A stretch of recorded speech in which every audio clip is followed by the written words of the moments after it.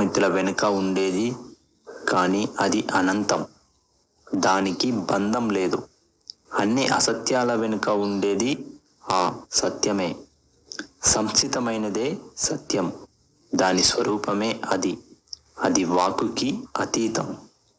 ఉనికి, లేమి వంటి వర్ణనలకు అతీతం.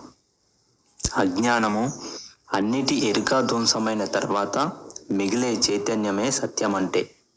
అదే ఆత్మ. ఆ బ్రహ్మస్వరూపంలో, అంటే అపరిమితమైన ఆత్మజ్ఞానంలో ఏమాత్రము అవిద్య లేదు. స్వచ్ఛంగా ప్రకాశిస్తూ, దుఃఖం కానీ దేహం కానీ లేకుండా ప్రపంచపు లేమి, ఉనికి ఎరిగినప్పుడు కూడా ఉండే సత్యమే నీ నిజస్వరూపం. చిదానందాన్ని విరజిమ్ముతూ లోపల బయట సమానంగా ప్రకాశించే ఎరుకే ఆనందమయమైన మౌలికమైన సత్యం. మౌనం దాని స్వరూపం. అసలైన అవరోధం లేని జ్ఞానమదే అంటారు జ్ఞానులు. జ్ఞానమే వైరాగ్యం. జ్ఞానమే స్వచ్ఛత. జ్ఞానమే భగవంతుని పొందు. ఆత్మని విస్మరింపని జ్ఞానమే అమరత్వం.